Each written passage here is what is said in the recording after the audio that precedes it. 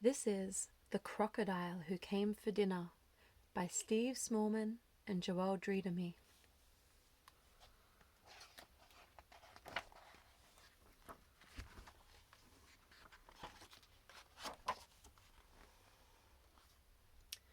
Hot Pot was a lamb, and Wolf was a wolf, and they were the very best of friends. Sometimes they did lammy things like skipping through meadows, and sometimes they did wolfy things like howling at the moon. Aroo woo woo, ba woo. Then, one night, they spotted an egg, a big egg. "Oh, lovely!" cried Wolf. "I can make an omelette." Hot Pot gave Wolf a hard stare. "No, Wolf, not omelette, baby bird." Hot Pot made Wolf check all the nests nearby, but nobody had lost an egg. "It's not one of mine." "What an odd egg! Not mine."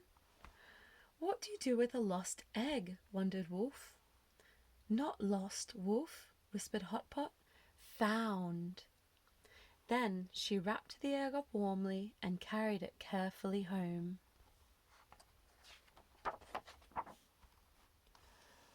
"You can live with us," Hot Pot told the egg. Wolf nodded and was trying not to think of how delicious an omelette would be when, crack, went the egg, and out popped a little crocodile. "Hello, Omelette!" Omelette climbed onto Wolf's shoulder and nibbled his ear. "He's hungry," laughed Hot Pot. "But what do crocodiles eat?" wondered Wolf. "Ouch!" They soon found out that crocodiles eat everything, even wolf tails.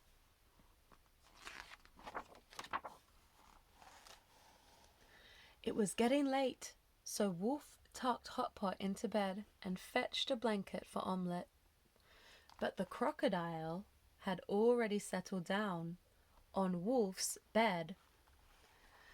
"I'm not sure," yawned Wolf, sinking into his chair, "that snuggling up with a nippy-toothed crocodile is a good idea."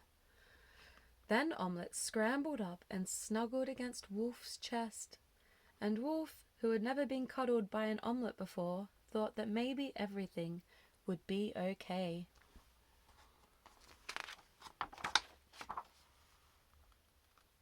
But in the morning, "What happened to my kitchen?" cried Wolf. "Omelette happened," said Hot Pot. "We'd better take him out for a walk," sighed Wolf, "before he makes any more mess."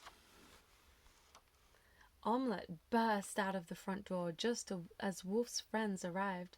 "Eek! A crocodile!" they wailed as Omelette leapt up. "He'll gobble us up!"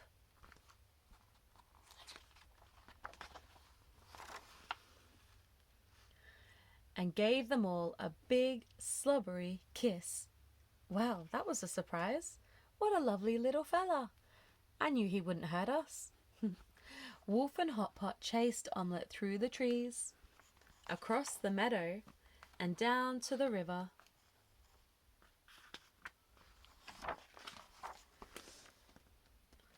Splash! Where Omelette dived in for a swim. "He'll gobble us up!" cried a bunny. "Omelette wouldn't hurt a fly," called Wolf. "He's only little."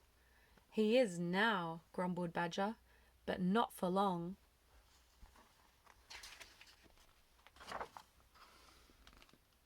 Badger was right.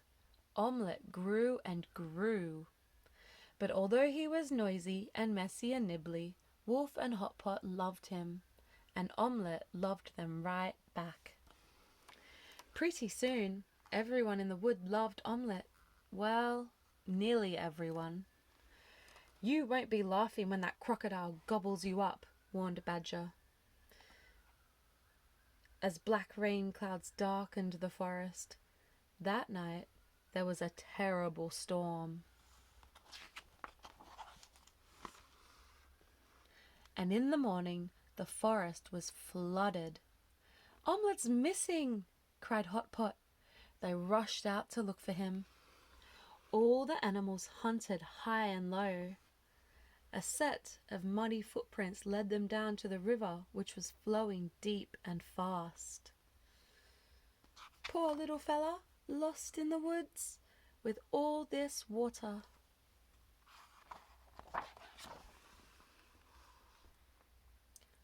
Mummy Duck shouted to them from the riverbank, "Help, my ducklings! They're being swept away!" "Who will save them?" wailed the woodland animals. "Omelette!" cried Hot Pot, pointing at the crocodile swimming bravely towards the ducklings. Then everybody gasped as Omelette opened his mouth and... snap! The ducklings disappeared inside. "He gobbled them up!" shrieked the rabbits. "I told you this would happen," bellowed Badger. Omelette trotted up to the animals, who shrank back in fright. He opened his mouth, and out jumped 1, 2, 3 little ducklings. "Well done, Omelette," cheered Wolf, and Hot Pot gave him a great big hug. "Hooray for Omelette!" everyone cheered. "Well, it's like I've always said," blustered Badger. "It's very useful to have a crocodile around." Hot Pot gave Badger a hard stare, and Badger stopped talking. Then Wolf took Hot Pot and Omelette home, where they all lived snappily ever after. And that is the end of The Crocodile Who Came for Dinner by Steve Smallman and Joëlle Dreidemy.